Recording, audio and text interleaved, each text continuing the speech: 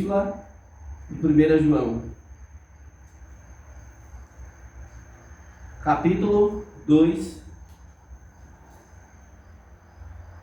versículo de 15 ao 17. Irmã Luzia, para fazer essa leitura.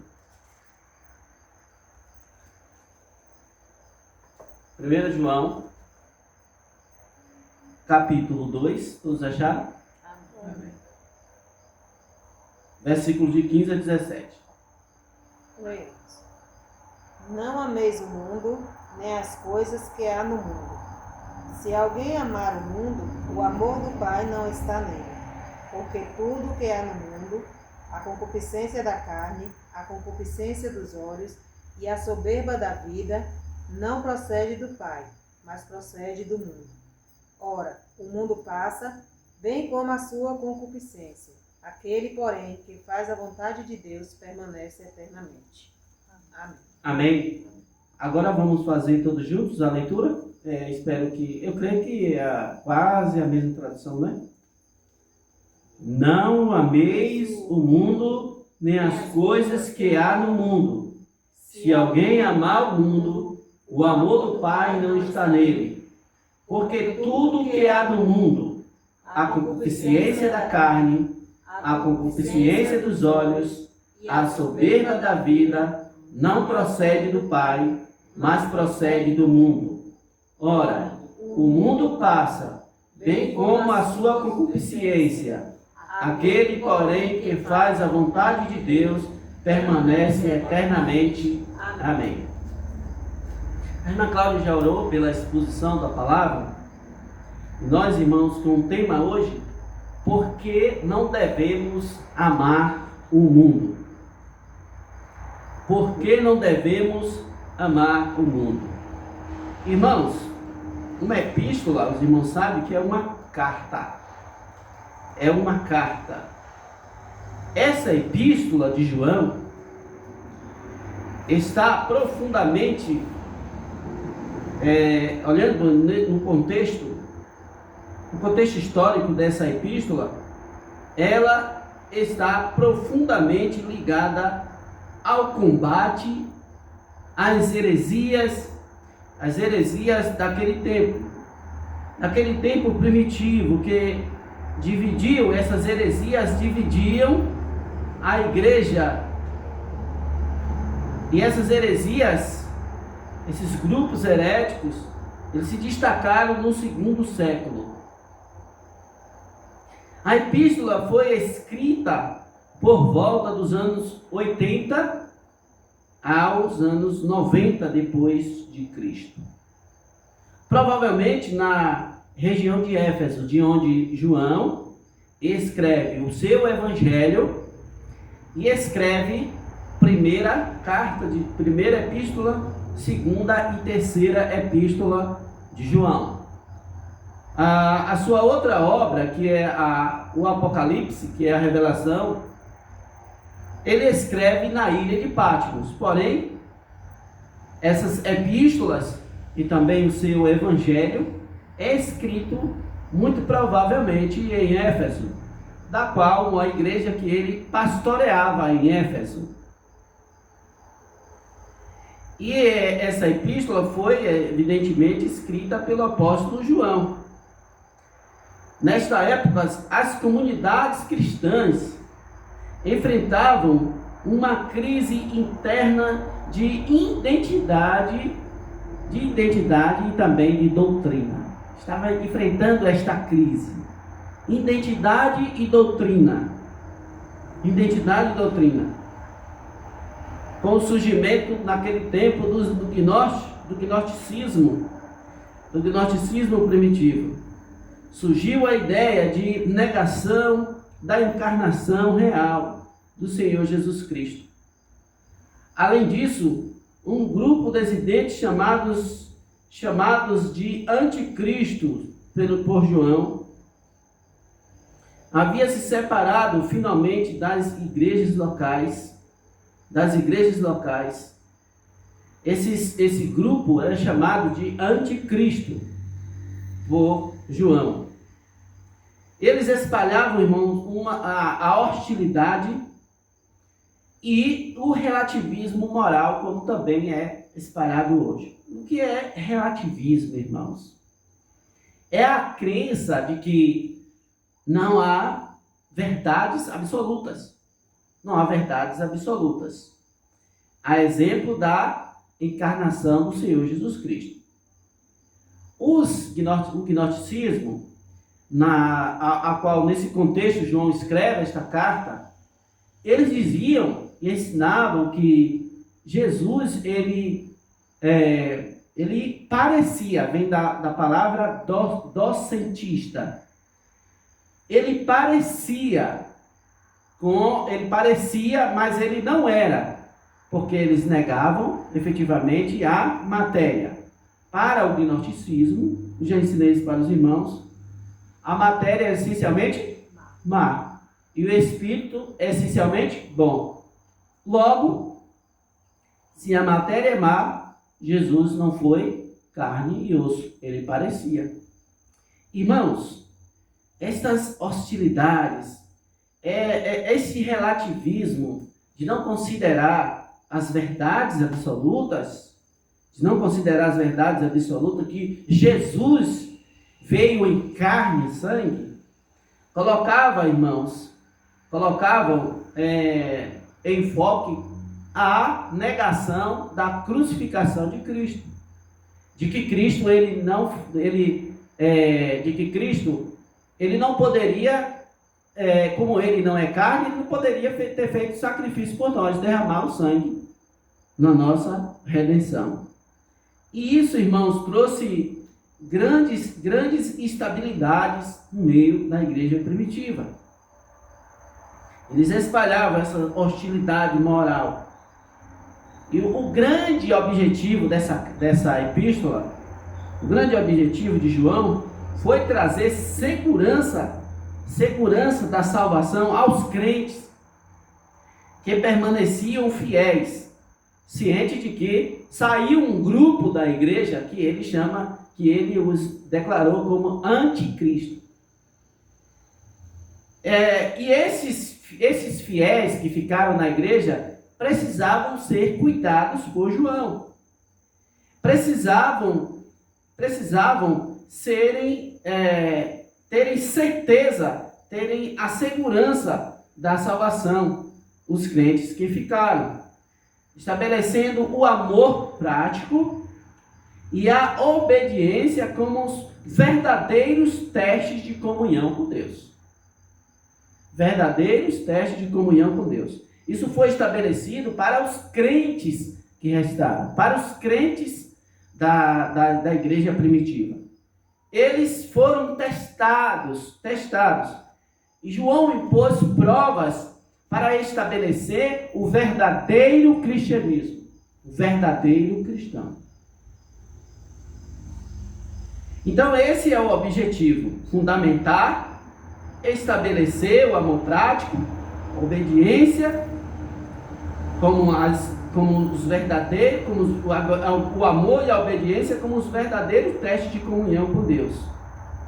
Depois de instruir toda a igreja, todas as camadas da igreja, aí a gente vê os versículos capítulo 2 a 14, ele instrui todas as camadas da igreja sobre a vitória sobre o maligno. A vitória sobre o maligno. João traz à luz o teste dos verdadeiros filhos de Deus. Dos verdadeiros filhos de Deus. A verdade de que os verdadeiros salvos não devem amar o mundo. Esse é o teste. Teste de amor, teste de fidelidade ao nosso Deus. E um desses testes de um salvo é que o salvo não deve amar o mundo. O salvo não deve amar o mundo.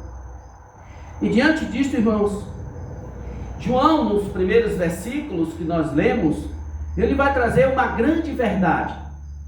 E essa é a verdade que nós queremos aqui falar com os irmãos. No versículo 15 diz: não ameis o mundo, nem as coisas que há no mundo. Se alguém amar o mundo, o amor do Pai não está nele. Eu acho que os irmãos já viram aí qual é a grande verdade que João está trazendo aqui. Mas primeiro, antes que você, num primeiro versículo, você descubra qual é a grande verdade, eu quero que você entenda algumas coisas em relação ao que João está trazendo. Irmãos, o mundo aqui, nós sabemos que a palavra, o termo cosmo, que é traduzido como mundo, nós sabemos o seu significado pelo contexto do texto. Pelo contexto do texto. Eu já expliquei isso para os irmãos, que nós sabemos o significado da palavra grega cosmon, que é traduzido para mundo, pelo seu contexto. Então, à luz disso aí, nós queremos descobrir o que é isso que João está falando aqui. O apóstolo João está dizendo, não ameis o mundo. Então, cosmon, no grego, ele pode significar mundo, criação, tudo aquilo que Deus criou. Mundo, o cosmos, né? O cosmos também é o mundo. Mundo pode ser até adereços. Mundo pode ser também pessoas. Mas nós queremos descobrir que mundo é esse aqui que João está falando. E que nós, irmãos, de maneira nenhuma devemos amar. Então, logo, os irmãos entendem que ele não está falando de mundo, criação. Porque nós devemos amar as obras de Deus. Nós amamos as obras, tudo que Deus fez. E ele mesmo disse que tudo que ele fez é bom. Então logo descobrimos que João não está falando de mundo, criação, mundo, cosmo, não é. Ele não está falando também de mundo, pessoas, que significa, cosmon também significa pessoas, traduzido como pessoas. Ele não está falando de pessoas.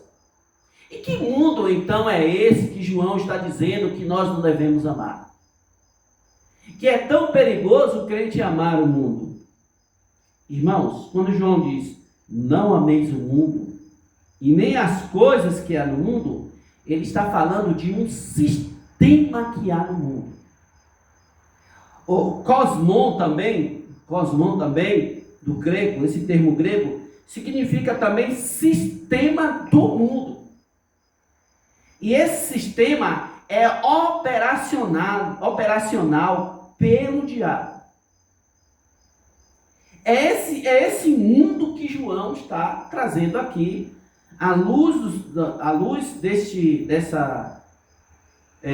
dessa epístola. O mundo, sistema que é governado pelo maligno. Irmãos, eu quero que você olhe aí comigo 1 João capítulo 5, versículo 19, que ele fala desse mundo como sabemos que somos de Deus e que o mundo inteiro jaz do maligno. Abra aí, 1 João capítulo 5, aí nessa mesma carta, João 5, versículo 19. Vamos lá? Sabemos que somos de Deus e que o mundo inteiro jaz no maligno. É este o mundo que João está falando. O mundo que jaz no maligno. Também, irmãos, Jesus falou no Evangelho de João, capítulo 14, versículo 30. Olha o que Jesus falou sobre isso aí. João, capítulo 14, o Evangelho de João, capítulo 14, versículo 30. 14, versículo 30. Ele diz, já não falarei muito convosco, porque aí vem o príncipe do mundo. Então, em 1 João 5,19, o mundo jaz do maligno. Em João 14,30, o príncipe deste mundo, que não é Jesus. Quem é o príncipe desse mundo? Do maligno. O príncipe desse mundo, desse sistema, operacionado pelo maligno. João, irmãos, vai trazer uma grande verdade nesse primeiro versículo que nós lemos. O que significa, então, o mundo jaz do maligno? Jaz é um termo grego. O termo grego é humai. O termo grego jaz, humai. O que passa essa ideia desse termo grego? Passa uma ideia de jaz está deitado, está imóvel ou submerso. Indica uma condição de passividade onde o sistema mundial segue os valores malignos sem nenhuma resistência. Jaz também traz uma ideia de morte. Ou seja, o mundo está morto. As pessoas que estão servindo a esse sistema são pessoas que andam nas trevas e que elas estão mortas. Jesus diz: deixa os mortos sepultarem os seus mortos. Pessoas mortas espirituais. Então, irmãos, a primeira verdade que João traz nesse versículo que nós temos que saber é detectar o que é esse mundo, que é o sistema do maligno que opera com seus valores nesse mundo, E esses valores são aceitos, irmãos, são aceitos pelos que estão nas trevas. Aqui João vai trazer a grande verdade. E eu quero que os irmãos descubram comigo qual é esta grande verdade que João está trazendo aqui no versículo 15. Capítulo 2, versículo 15. Não ameis o mundo. Que mundo é esse? O sistema do mundo operacionado pelo maligno das trevas, com todos os seus valores. Não ameis esse mundo. Nem as coisas que há no mundo são os seus valores. Qual é a verdade aqui, irmãos, expressa por João? A verdade é que se alguém amar esse sistema, se alguém amar este mundo, a grande verdade é que o amor de Deus não está nele. Essa é a grande verdade. É que o amor de Deus, o amor do Pai, nele não está. Ele traz o que é esse mundo. O mundo é do maligno, o mundo jaz do maligno. Jesus diz que quem é o príncipe deste mundo é Satanás, que é o príncipe deste mundo. Ele é que governa esse sistema, que é chamado de sistema do iníquo, que já opera.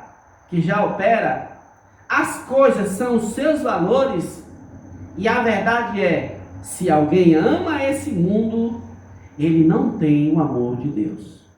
Ele não tem o amor de Deus. Irmãos, se esse mundo, então, que João traz, é tão perigoso, por que então nós não devemos amar?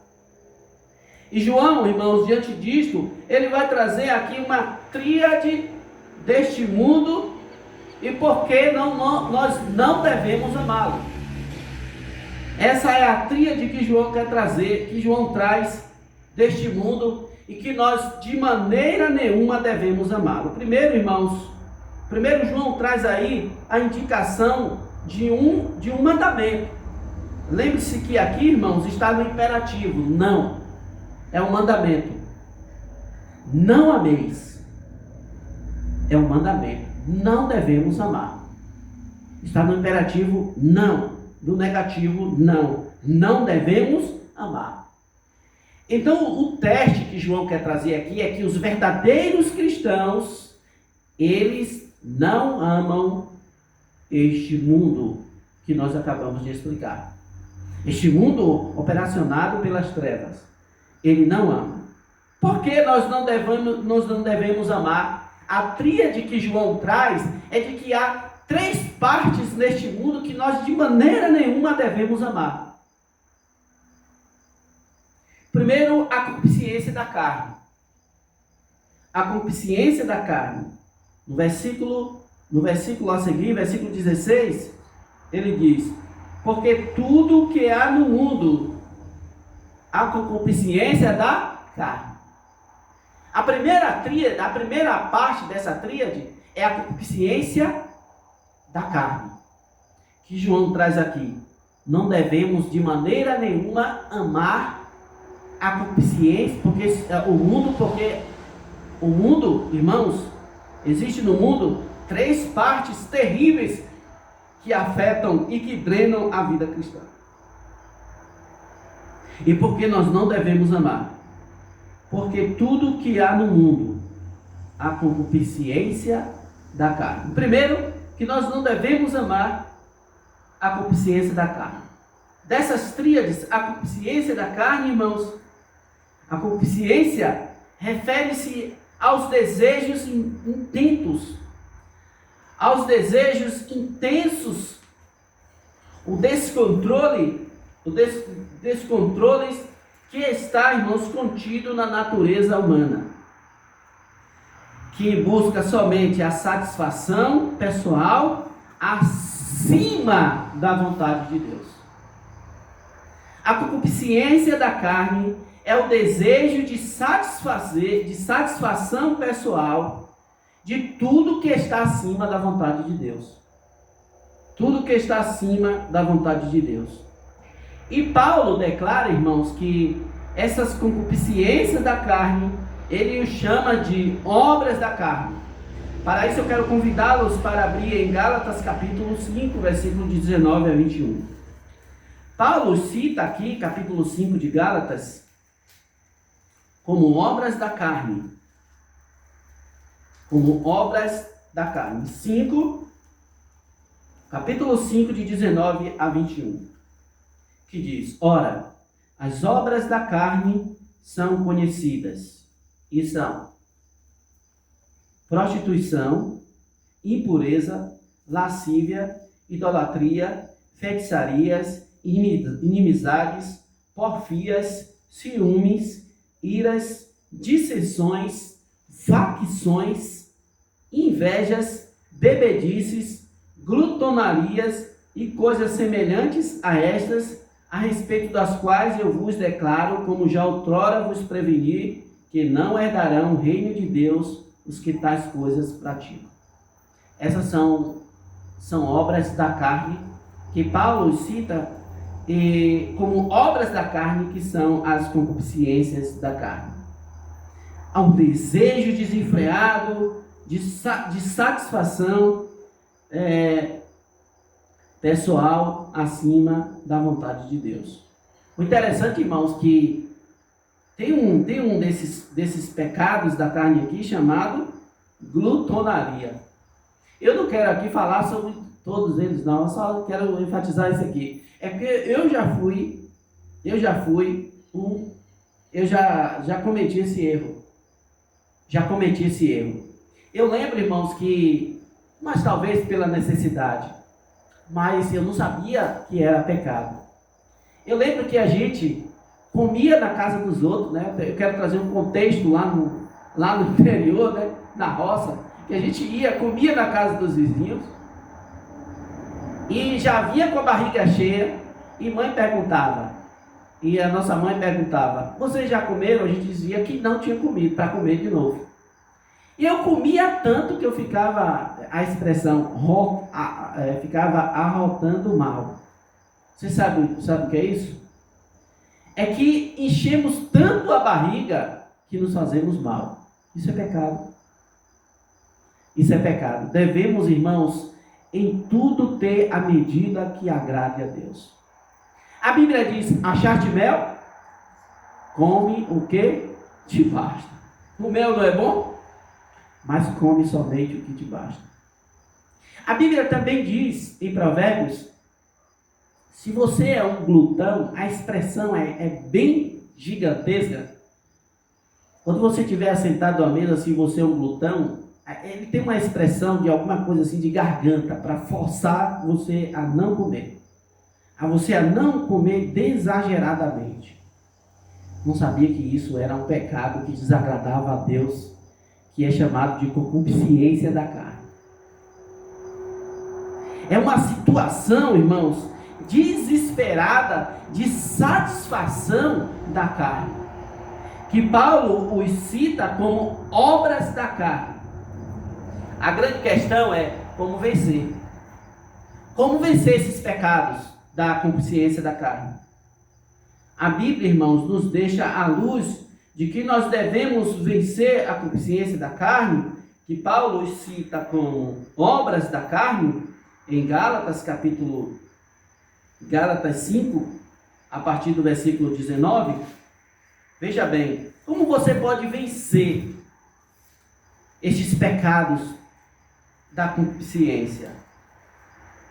As obras da carne são conhecidas: prostituição, que é o adultério, a impureza, a lascívia, a idolatria, feitiçarias, inimizades, porfias, ciúmes, iras, discórdias, dissensões e facções. Eu só quero lembrar os irmãos que idolatria não é só adorar a imagem não, viu? Idolatria não é só adorar a imagem não. Idolatria é você colocar alguma coisa no lugar de Deus. Tudo que ocupe o lugar de Deus. Como é que eu posso vencer a inveja? Invejas também faz parte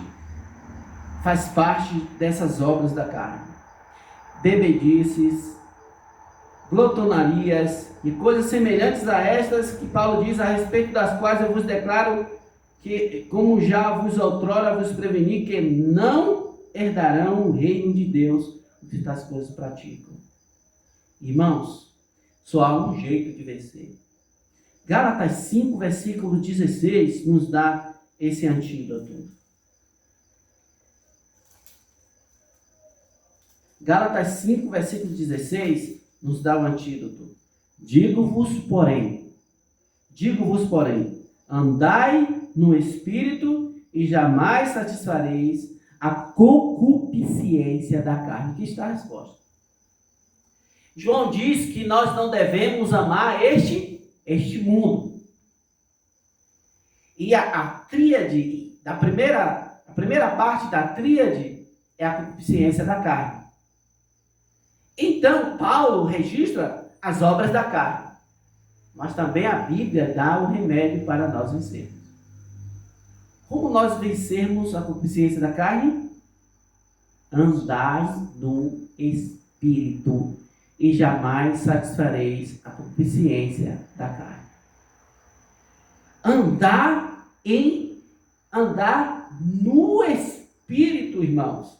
Andar vem da palavra grega paripateo, que significa conduzir uma vida cotidiana. Significa, irmãos, que a nossa vida cotidiana, segundo o termo grego paripateo, que é conduzir a vida cotidiana conforme o andar no Espírito. É a única forma de vencer a carne, é andando no Espírito. Andando no Espírito. E a Bíblia também registra o fruto do Espírito. Gálatas 5:22, Paulo contrasta a obra da carne com o fruto do Espírito. Ele diz: mas o fruto do Espírito é amor, alegria, paz, longanimidade, benignidade, bondade, fidelidade, mansidão e domínio próprio. Lembre-se que para domínio próprio tem até galardão, viu? Tem até galardão para domínio próprio. Amados, só há um meio de vencer a concupiscência da carne. É andando no Espírito. Andando no Espírito. A segunda parte dessa tríade é a concupiscência dos olhos. A concupiscência dos olhos. é uma outra parte que é deste mundo, desse sistema maligno operacionado pelas trevas. Ele vai dizer assim, ó, porque tudo o que há no mundo, ele traz a primeira parte, a concupiscência da carne. Como vencer a concupiscência da carne? Andando no Espírito. Mas a segunda é a concupiscência dos olhos, dessa tríade. A concupiscência dos olhos, o apetite desenfreado da mente, que usa os olhos como porta de entrada para a ganância, o consumismo e a luxúria. Tudo que você quer comprar, primeiro você é atraído pelo quê? Pelos olhos. E tem pessoas que não conseguem, irmãos, são atraídos tanto pelos olhos, que não conseguem parar de comprar, por exemplo. Parar de comprar. Compra, quanto mais vê as coisas, compram. Quanto mais vê as coisas, compram, porque são atraídos pelos olhos. Lembre-se que os olhos é a porta de entrada da mente. Nós olhamos, e depois que olhamos, trazemos para a nossa própria cobiça, e gerando a cobiça gera o pecado. Nós não estamos falando que comprar é pecado. Não é isso que a Bíblia está dizendo, que comprar é pecado. A luxúria não é pecado. A luxúria em excesso é que é pecado. Irmãos, o que eu quero dizer é que os olhos é a porta de entrada para tudo o que nós podemos, irmãos, consumi-lo, que nós vamos consumir na nossa vida. Com os olhos nós olhamos, é levado para a nossa consciência, e é levado para o nosso coração, e é levado para o nosso desejo. Para o nosso desejo. É a porta de entrada para a ganância e consumismo e também a luxúria. Veja bem, irmãos, que Eva foi atraída pelos olhos. Em Gênesis capítulo 3, versículo 6, nós domingo passado até vemos isso, no perigo de fletar com o pecado, é que Eva foi atraída pelos olhos. Gênesis 3, 6 diz que aquela árvore era atraente. Gênesis 3, 6, irmã Luzia. Olha, Eva foi atraída pelos olhos, veja bem, também. Pode ler. E viu Eva, não é isso? Vendo a mulher que a árvore era boa para se comer, agradável aos olhos, e árvore desejável para dar entendimento. Tomou-lhe do fruto e comeu, e deu também a seu marido. E viu a mulher, e viu Eva, ou vendo Eva, que a árvore, aquela árvore que era proibida eles acessarem, era como? Agradável, era boa para se comer, agradável aos olhos. Era agradável aos olhos. Meus amados irmãos, os olhos é a porta de entrada para a ganância e para o consumismo e a luxúria. Gênesis 3:6 mostra bem isso, que a entrada do pecado também fez os olhos de Eva se engraçou com o pecado. Também, irmãos, em 2 Samuel, capítulo 11, a partir do versículo 2, registra a história de Davi. Registra a história da queda do rei Davi. Foi assim, amados irmãos. Davi, ele estava no seu palácio e ele foi andar. Chegou um devido momento que ele andou pelo palácio, no terraço do palácio, e quando ele estava observando as coisas, ele viu uma mulher que estava tomando banho. E essa mulher é chamada de Batseba. E ele vendo aquela mulher tomando banho, ele achou aquilo muito atraente e ele desejou aquela mulher para ele. E desejando aquela mulher, ele fez uma tramóia, irmãos, maligna, para poder, ele teve acesso a Batseba, chamou Batseba ao palácio, teve acesso àquela mulher, mas a mulher tinha marido. E o marido estava na guerra. Urias estava na guerra.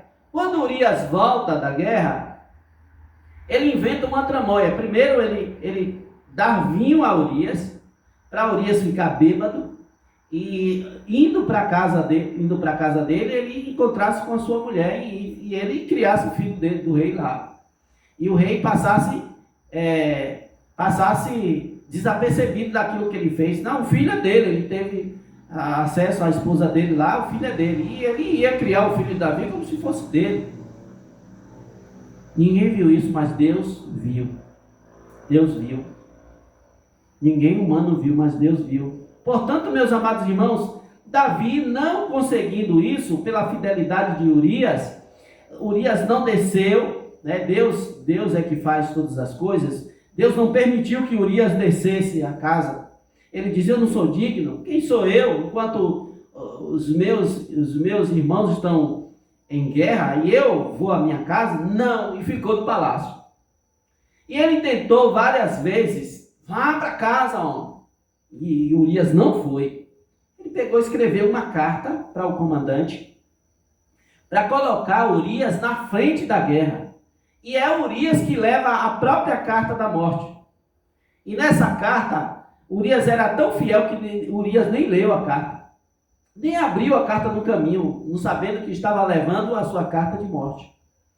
E lá, irmãos, Urias entrega aquela carta ao comandante, e o comandante, vendo aquilo, é a ordem do rei, colocou ele lá na frente da guerra. Urias morreu. Mas Deus cobrou, irmãos, Deus cobrou aquele pecado de Davi. E ele pagou muito caro, irmãos, aquele pecado. Mas primeiro, a concupiscência dos olhos. É a porta de entrada também para o pecado. Meus amados irmãos, qual é então o remédio para que eu possa vencer a concupiscência dos olhos? O que a Bíblia nos traz para sermos fortes, para vencermos as concupiscências dos olhos? Fazer uma aliança com Deus, com os seus olhos. Salmo capítulo 101. Uma aliança com Deus, com os seus olhos. Salmo capítulo 101. Veja o que o salmista fala, do versículo 1 a 3. Salmo capítulo 101, de 1 a 3. Cantarei a bondade e a justiça a ti, Senhor. Atentarei sabiamente o caminho da perfeição. Ó, quando virás ter comigo, portas adentro em minha casa. Terei coração sincero, não porei coisa injusta diante dos meus olhos. Essa é a aliança com os olhos, com Deus. A partir, irmãos, que o crente faz uma aliança com Deus, com os seus olhos, ele diz: não porei coisa injusta diante dos meus olhos. Aborreço o proceder dos que desviam, nada disso se me pegará. A aliança com os olhos. Não porei coisa injusta diante dos meus olhos. Todos os pecados drásticos que nós vemos na Bíblia, a concupiscência dos olhos. A concupiscência dos olhos. A concupiscência dos olhos, irmãos, é coisas deste mundo. É coisas deste mundo. É operacionado, irmãos, pelo maligno. Ele atrai pelos olhos. Ele atrai pelos olhos. Para poder, irmãos, enganar e destruir todos aqueles que querem a verdade de Deus. E o contexto aqui é que os irmãos deveriam cuidar para não serem enganados pelo maligno e nem pelos ensinos errados, heréticos daquela época. E para isso, o teste deveria ser: eles não deveriam amar este mundo. Eles deveriam se abster como mandamento de que há 3 coisas perigosas neste mundo: a concupiscência da carne, a concupiscência dos olhos e terceiro, a soberba da vida. O que consiste isso, irmãos? A soberba da vida. A soberba da vida, o termo grego é uma palavra bem esquisita. Alazoneia. Esse vida tem alguma coisa bio relacionada à vida. Esse termo soberba da vida, se nós formos completar o grego, alazoneia, a outra palavra que eu esqueci agora, e bio, que significa vida. Bio vem também de biologia, que é tudo relacionado à vida. Tudo relacionado à vida.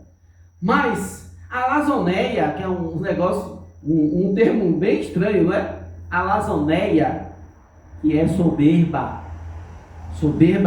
da vida. Orgulho, significa orgulho, jactância, confiança demasiadamente em si mesmo, ou nos bens materiais, exibicionismo de tudo que tem. Isso tudo, irmãos, está relacionado à alazoneia. Orgulho, cuidado com a alazoneia.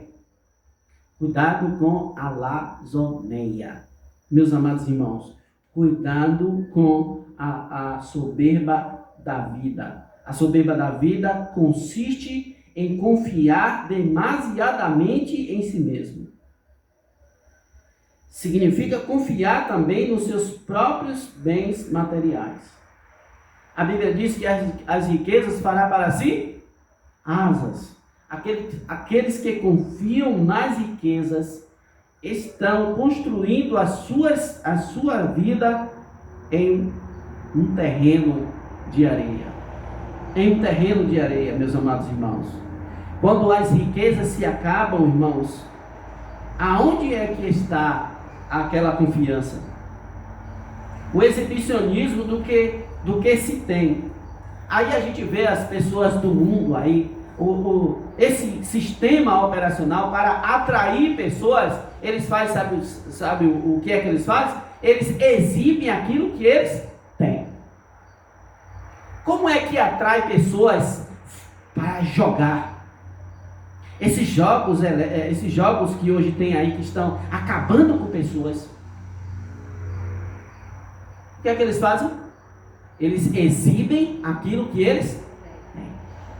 Então eles mostram aquilo que eles têm, os seus carrões, suas casas bem arrumadas, grandes. Nada contra isso. A Bíblia também não é contra isso, mas é contra como se usa isso. E eles exibem isso para atrair. Você sabe também, irmãos, que os falsos, a falsa doutrina, o falso ensino, também usa desse meio para poder atrair as pessoas. Eles entram dentro dos templos, né, com os carrões, para mostrar, olha aqui, você também pode conseguir. Eu consegui, você também pode conseguir. Entendeu, irmã Cláudia? Aí, para poder atrair as pessoas, o que é que estão fazendo hoje? Um pastor que chega com um carrão na porta da igreja. Olha, o pastor conseguiu? Eu também consigo. Eu também consigo. O irmão chega com a Hilux na frente da igreja. A igreja, o estacionamento da igreja é cheio de carro bonito. Isso atrai pessoas para a concupiscência. Isso atrai pessoas para a soberba da vida. Não para a verdadeira conversão. Não para a verdadeira conversão. Amados irmãos, qual é então, irmãos? Quem é que trouxe a soberba da vida para este mundo? Quem é que caiu com esse pecado? Não foi o diabo que se tornou soberbo? Não foi ele que disse em um antítipo ali em Isaías capítulo 14: subirei às maiores alturas e serei semelhante ao Altíssimo? E serei semelhante ao Altíssimo? O exibicionismo do que você tem, se não for para a glória de Deus, é pecado. É pecado. Tudo que nós formos colocar, irmãos, em redes sociais, em qualquer coisa, nós temos que focar a glória de Deus. Isso glorifica a Deus, não é? Isso vai me trazer orgulho? Isso vai me trazer orgulho? Isso vai elevar o orgulho em minha vida? Se isso vai elevar o orgulho, então é soberba da vida. Isso está contido nas coisas desse mundo, que é um mandamento para que nós não devemos amar. Por último, eu quero encerrar, irmãos. Eu quero encerrar também, já concluindo, trazendo o remédio para isso. O remédio para a soberba da vida está em Filipenses capítulo 5. Filipenses capítulo 2, de 5 a 8. Filipenses 2, de 5 a 8. Pode ler. Filipenses 2, de 5 a 8.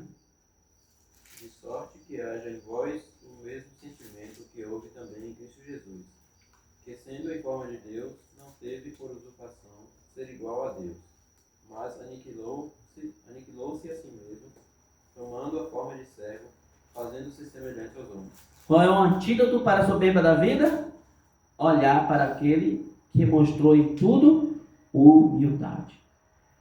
Ele diz: tende em vós, a leitura do irmão Misael, tende em vós o mesmo sentimento que houve também em Cristo Jesus. Pois ele, subsistindo em forma de Deus, não julgou com usurpação ser igual a Deus. Antes a si mesmo se esvaziou, assumindo a forma de servo, tornando-se em semelhança de homens e reconhecido em figura humana. Irmãos, o exemplo de Cristo é o antídoto para nós vencermos a soberba da vida. E a nossa conclusão, irmãos, está aí no próprio texto. Eu quero concluir nesse texto, no último versículo. Versículo 17 é a nossa conclusão dessa mensagem. Por que não devemos amar o mundo? Não devemos amar, irmãos, porque esse mundo passa. Versículo 17. Não devemos amar este mundo porque ele passa. Ele é passageiro. Tudo desse mundo é passageiro. Não devemos amar, irmãos, esse mundo porque existe nesse mundo a consciência. Ora, o mundo passa, bem como a sua consciência, mas aquele, porém, que faz a vontade de Deus, permanece eternamente. Que Deus nos abençoe. Amém. Que nos ajude, irmãos, a obedecer a este grande mandamento. Amém. Não ameis o mundo e nem as coisas que no mundo há. Que Deus nos abençoe. Amém.